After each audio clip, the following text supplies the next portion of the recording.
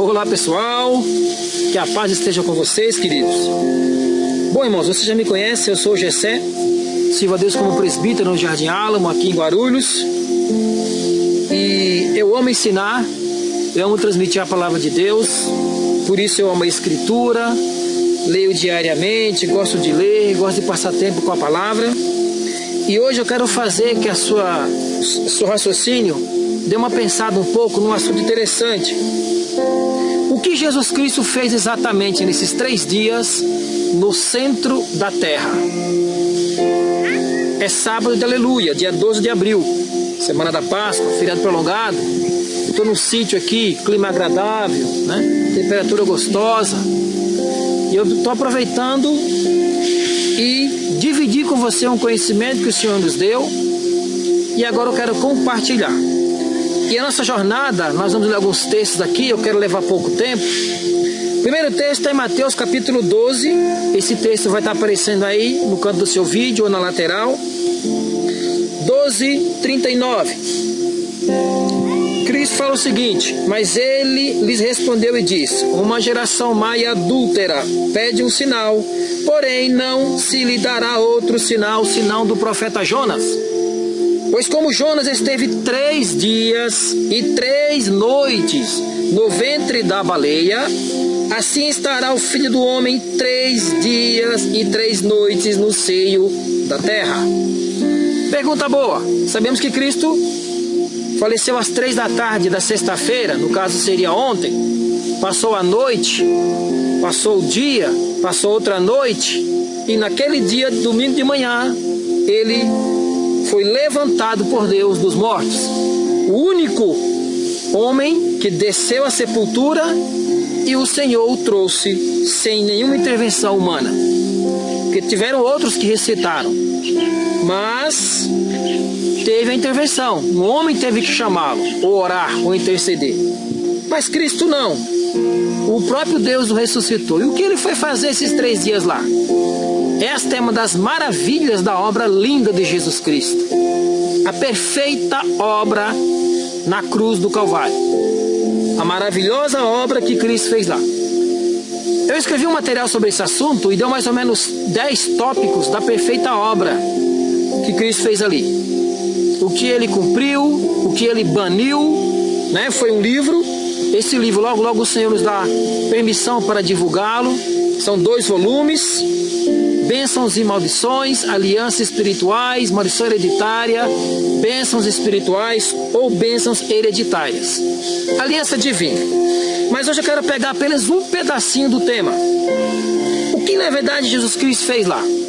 Primeira coisa que eu quero conversar com você é que muita gente, até cristãos, irmãos nossos, eles não creem na existência do mundo dos mortos. Acredite se quiser, mas tem irmãos nossos, eu creio, eu conheço pessoas que falam o seguinte: olha, morreu, acabou.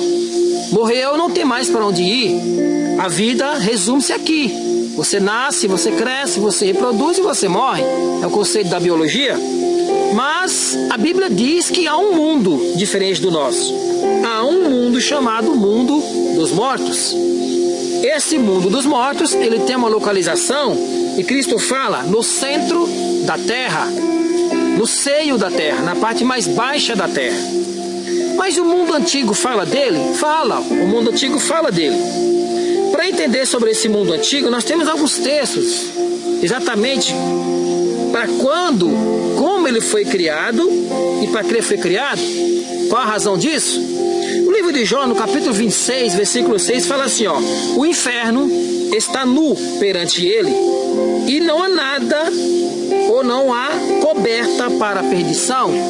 Até tudo que acontece lá embaixo, há um Deus vivo que o controla. Então, há um mundo dos mortos.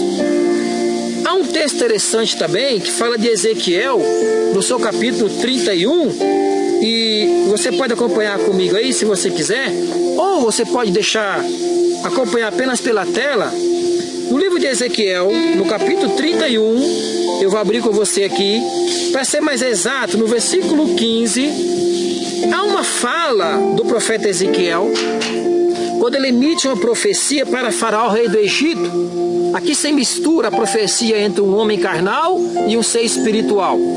Ezequiel tem essa característica. Ele pregava para os reis e no meio das pregações, das profecias, ele dava, por revelação do Espírito Santo, alguns detalhes do mundo espiritual. Como o capítulo 28, né, que fala do antigo querubim que dominava o Éden, terreno. Como Isaías capítulo 14 também.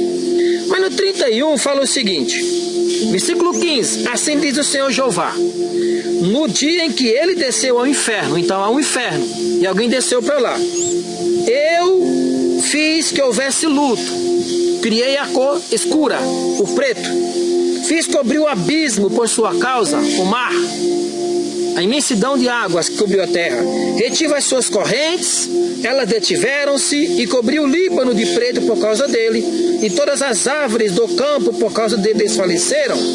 Ao som da sua queda, enquanto ele caía do céu, fiz tremer nações, quando o fiz desceu ao inferno, com os que descem à cova, exatamente como aqueles que morrem, e todas as árvores do Éden, a flor e o melhor do Líbano, todas as que bebem água se consolavam na terra mais baixa.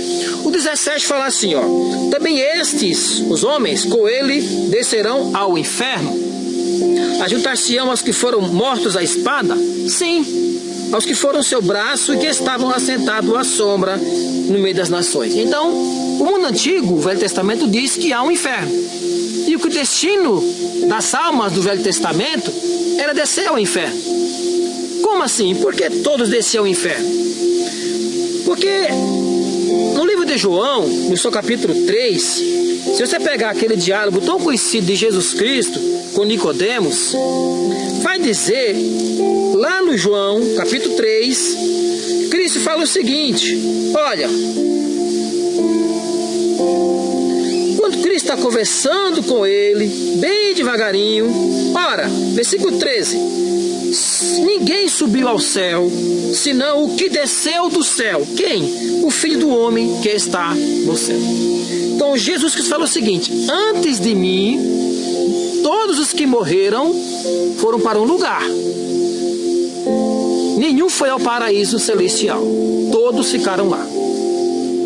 Cristo precisava cumprir esta obra no madeiro, precisava se passar por maldito naquela cruz, para cumprir uma das obras que era resgatar estas almas. E onde estas almas estavam? É a outra pergunta boa. Qual era a salvação do Velho Testamento? Eles se salvavam cumprindo a lei, fazendo a boa obra, cumprindo os mandamentos. Os povos de Nínive, por exemplo, que não tinham uma lei como os judeus, os povos de Noé, por exemplo, como se salvavam? Não cometendo assassinatos, não derramando sangue inocente, guardando-se por um código de lei moral, não escrita. Estes que faziam isso, na sua morte, chamados justos, eles desciam para um lugar e esperavam o seu resgate. Esperavam um dia que alguém pagasse a dívida de sangue que foi derramada no começo da terra, ou resgatasse, cumprisse a dívida que Adão abriu, ou eu posso ir até um pouco mais longe, uma dívida de alma. Aí é um assunto mais complicado, mas não vou entrar agora. Vamos ficar apenas com a questão de Adão.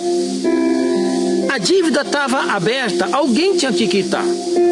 É por isso que Paulo, em Colossenses capítulo 2, versículo 14 em diante, fala que ele cravou na cruz do Calvário. Ele pagou aquela dívida, rasgou a cédula daquela cruz, daquele pecado. A dívida pública, a transgressão da aliança, tá? Não confunda com o pecado individual que você vai ter que confessar para Cristo te perdoar, para você ficar livre dos ataques de Satanás. Mas aí é outro assunto. Pois bem, para entender melhor esse mundo dos mortos, nós temos que ir para uma fala do nosso Cristo. Lucas capítulo 16, a velha parábola do rico e Lázaro. É uma história conhecida, os dois morreram, morre o rico, os anjos de Deus o recolhem, morre o Lázaro, os anjos recolhem, morre o rico e fala que ele foi sepultado. E aconteceu que o mendigo morreu, o Lázaro, e foi levado pelos anjos para o seio de Abraão. Opa! Aqui já diz para onde vai então, o seio de Abraão. E morreu também o rico, e foi sepultado. E no Hades, olha o seio de Abraão. ficava no Hades. Ergueu os olhos, estando em tormentos, e viu ao longe Abraão e Lázaro no seu seio. A figura seio quer dizer encostado no peito, ou guardado, protegido por alguém. E clamando disse: Abraão, meu pai, tem misericórdia de mim, e manda Lázaro que molhe na água a ponta do seu dedo, e me refresque a língua, porque eu estou atormentado nesta chama. Ok, diz porém Abraão: filho, lembra-te que recebeste os teus bens e tua vida, e Lázaro somente males, e agora este é consolado aqui, e tu atormentado aí. Além disso, está posto um grande abismo entre nós e vós, entre vocês aí e nós. Aqui tem um buraco. Do sorte, os que quisessem passar daqui não podem até aí, nem tampouco de lá para cá. Então, havia um seio de Abraão, um lugar de descanso para os justos, e havia um lugar de tormento, separado por um abismo. Onde isso? Embaixo da terra. Exatamente no inferno. No inferno havia o seio de Abraão. Se eu pudesse fazer um desenho, seria como uma plataforma.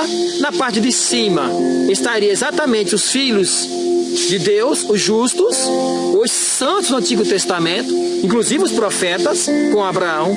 E embaixo, os ímpios que não quiseram obedecer à lei, nem se guardar no Velho Testamento.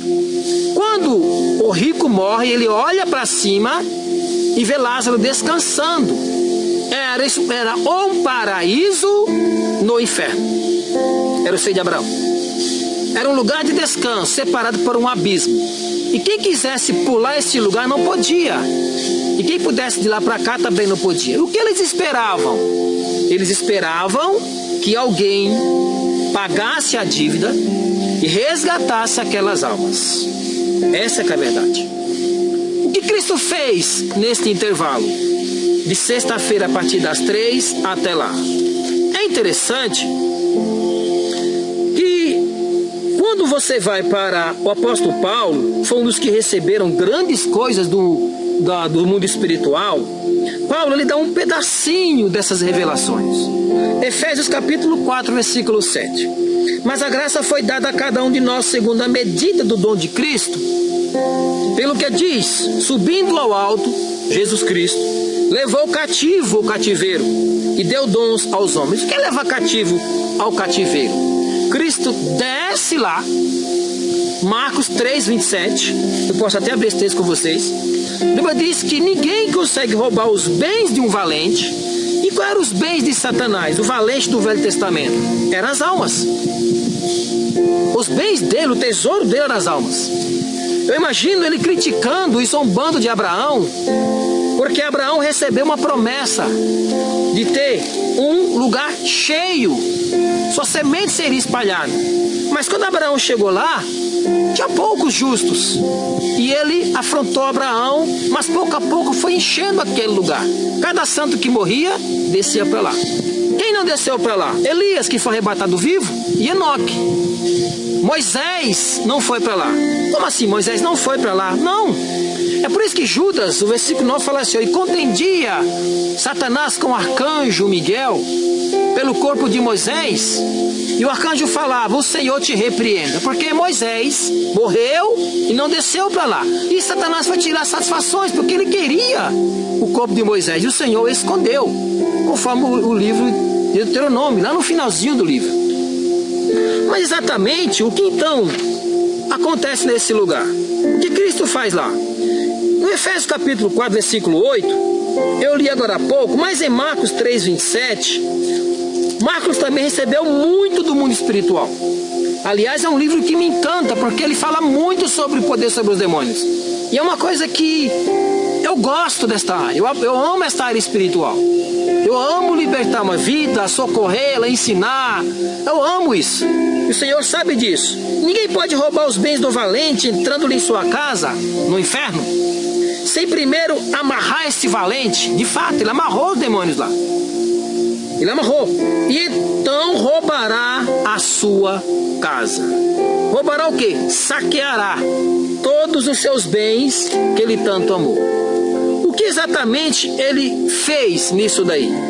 Se você pegar o texto de Colossenses, né? Colossenses no seu capítulo 2, a gente pode abrir até esse texto aqui. Ele vai dizer, lá depois do capítulo versículo 15, 16, que Cristo ele humilhou as potestades. publicamente todos os demônios, os grandes demônios, ele humilhou. E no seu desfile de vitória, todos tiveram que assistir o seu resgate. Veja, em 1 Pedro 3,19, é outro texto interessante. Eu já vi muita pregação sobre isso, mas eu quero fazer uma correção, porque alguns disseram que Cristo foi lá e pregou nesse lugar. Quando se fala pregar, dá-se a entender que houve um apelo de salvação lá, e alguém se arrependeu lá. Mas a Bíblia não diz isso, porque a Bíblia diz que após a morte veio o juízo. Então se Judas estava na primeira fileira e pediu perdão e se arrependeu, ele não pode ter sido salvo? Não há salvação após a morte. Cada um deve correr de si até morrer. Vamos analisar aqui, porque também Cristo padeceu uma vez pelos pecados, o justo pelos injustos, para levar-nos a Deus, mortificado na verdade na carne, mas vivificado pelo Espírito, no qual também foi e pregou aos espíritos em prisão. Essas almas estavam presas no Sheol, ou no Hades, se preferir, ou no inferno, no seio de Abraão, os quais em outro tempo foram rebeldes. Então ele foi lá e falou para os injustos: olha, seus rebeldes, Noé pregou 120 anos para vocês. Eu sou aquele de quem Noé pregou. Cristo se anunciou lá, mas não salvou ninguém. Quem ele arrancou de lá? A gente vai se descobrir agora. Quando a longanimidade de Deus esperava no dia de Noé, enquanto se preparava a arca, na qual poucos, isto é, 8, as almas salvaram pela água do dilúvio. Cristo foi lá e anunciou: eu sou aquele de quem Noé pregou. Eu sou aquele de quem Isaías, Daniel, Davi, os profetas pregaram, e vocês não quiseram ouvir. Cristo foi lá para que ele soubesse quem era, mas trouxe alguém de lá? Dos ímpios, não. Fez apelo de salvação lá? Não fez. Houve apelo de salvação? Não houve apelo de salvação. Por que não? Porque o livro de Hebreus, no seu capítulo 9, versículo 27, fala: porque ao homem está ordenado morrer uma só vez, vindo após isso o juízo. Em Jó, no capítulo 7, é outro texto interessante: assim como a nuvem se desfaz com o vento, assim o homem após a sepultura nunca mais tornará a sua casa, nunca mais voltará ao seu lugar. Então alguém fala assim: mas eu vi uma pessoa na minha casa que já morreu. Não é a pessoa, mas eu ouvi a voz dele. Você ouviu a voz, mas não é do morto. Eu vi essa pessoa andando na sala, sentada na cadeira, vi essa pessoa mexendo nas coisas. Sim, você viu.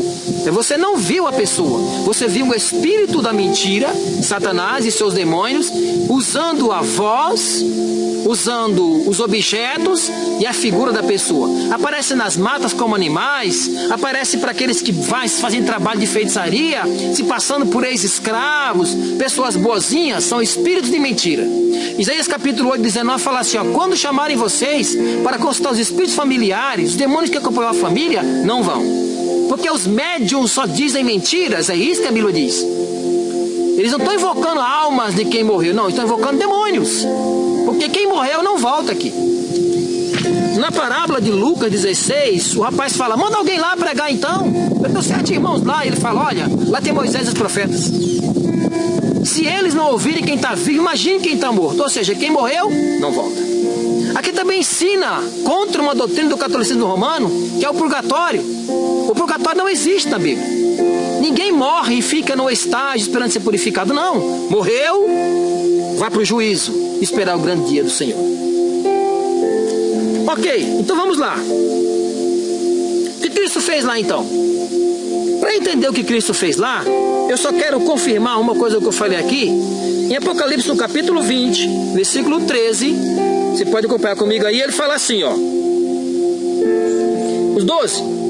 E vi os mortos, grandes e pequenos, que estavam diante do trono, e abriram-se os livros, são vários livros, e abriu-se outro livro, que é o da vida. Então cada um tem um livro.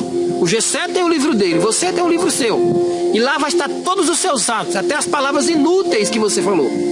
Os demônios anotam isso para julgar você diante de Deus, e os anjos anotam para o grande dia do Senhor. Porque Mateus 12:36 diz que pelas tuas palavras será justificado ou condenado, e cada homem será julgado até pelas palavras inúteis da sua boca. Tudo é registrado, tudo vira registro. Nesse grande dia, os mortos foram julgados. Mas de como? pelas coisas que estavam escritas nos livros, segundo as suas obras. Então os meus pecados não vai julgar a minha mulher. Os pecados da minha filha não vai me julgar. Cada um terá o seu julgamento. Mas os que morrem em Cristo hoje, para onde vão? Cristo diz isso. Hoje mesmo, morreu no Senhor, está comigo no paraíso. O que sobrou no inferno? O seio de Abraão vazio, como vergonha eterna para Satanás. Lá não tem mais nenhuma alma dos justos, mas tem a alma do ímpio lá, esperando a ressurreição. Esses vão excitar para a desgraça eterna. Mas há uma revelação linda, eu quero terminar com essa revelação, do Salmo 24. Porque Davi, ele recebe uma coisa extraordinária. O Espírito Santo de Deus, ele é capaz de pegar uma pessoa e em visões e revelações, é capaz de levar esta pessoa para o futuro, para o passado, ou mostrar o amanhã, ou falar com ele já, neste momento, ao ouvido, ao coração. Davi recebeu do Senhor a honra de ver o seu Cristo, já que ele foi o rei que Deus amou. Então o seu rei eterno, ele viu chegando com estas almas. Olha que texto lindo. Levantai, ó portas, as vossas cabeças, levantai, ó entradas eternas, e entrará o Rei da Glória. Salmo 24, versículo 7. Quem é este o Rei da Glória? Perguntam os dois querubins que guardam os portões celestiais. O Senhor forte e poderoso, o Senhor poderoso na guerra. Nesse momento, os dois querubins vão lá dentro e correm. Pai, lá fora tem um homem dizendo que é o Rei da Glória. E está dando ordem para levantar as portas celestiais. E o pai fala, é o meu filho amado. Levanta as portas que ele está vindo aí. Aí parte a ordem do trono. Levantai, ó portas, as vossas cabeças. Levantai, ó entradas eternas, e entrará o Rei da Glória. E aí os querubins falam, Rei de Glória, mas Rei de quem? E ele fala, olha para trás, milhares de almas o nosso Senhor ficou resgatando. Entre as 10 obras, uma foi essa, lá do inferno, das mãos do antigo valente, que foi pisado na cabeça. Cristo pisou na cabeça dele, não Maria. Jesus Cristo pisou a semente da mulher. O homem que nasceria da mulher esmagou a cabeça de Satanás e roubou tudo que ele tinha lá. E é por isso que ele está desesperado, tentando levar mais gente, porque o que tinha lá ele perdeu. Pelo menos os justos, ele não pode fazer mais nada, nem sequer olhar para eles pode mais, porque Hebreus 3:11 fala, jamais entrará no gozo do meu Senhor, no meu repouso. Nem lá ele pode pisar mais. Quando ele quiser uma audiência, ele tem que chamar nas regiões celestiais. Monta-se um trono e ele vai acusar alguém, mas não lá dentro, dos portões para fora. Nem lá ele pode pisar mais, porque é imundo e sujo, e lá não entra sujeira e imundície. Quem é este o Rei da Glória? Aí responde, o Senhor dos Exércitos, ele é o Rei da Glória. O que Cristo fez nesses 3 dias? Das 10 obras, ele fez uma. Desceu ao inferno, tomou a chave da mão de Satanás, pegou todas as almas dos justos, pregou para os injustos, dizendo, eu sou aquele de quem as escrituras anunciaram, e vocês não deram ouvidos, não acreditaram, e eu estou aqui para confirmar a palavra, porque está escrito, passarão os céus e a terra, mas as minhas palavras não hão de passar. Meu amado irmão, se você não crê no inferno, comece a mudar a sua opção, comece a mudar o seu conceito. O inferno existe, e para lá vão todos aqueles que desobedecem a Deus, ao Deus vivo. Se você quer no arrebatamento da igreja, pois creia, ele foi, mas voltará. João 14. Não fiqueis ansiosos, não perturbe o vosso coração. Crede em Deus, crede em mim. Na casa de meu pai há muitas moradas, e eu vou preparar lugar. Se eu não fosse, eu vos teria dito. Se assim não fosse, eu teria dito. Eu vou preparar lugar para onde eu estiver, estejais vós comigo. Ele foi, ele preparou, e em pouco tempo a trombeta vai tocar, e os filhos de Deus serão levados aos céus, os santos do Senhor serão arrebatados, E os justos do Senhor serão ressuscitados para encontrar com Ele na glória. E depois, na sua segunda vinda, os ímpios ressuscitarão para a vergonha eterna. Então esforça-te, busca o teu Deus, arrependa-te se está no pecado, conserta a tua vida enquanto é tempo, porque Ele vive e reina para sempre. Amém, meu querido? Deus abençoe sua vida, em nome de Jesus Cristo. Louvado seja o nome do Senhor Jesus.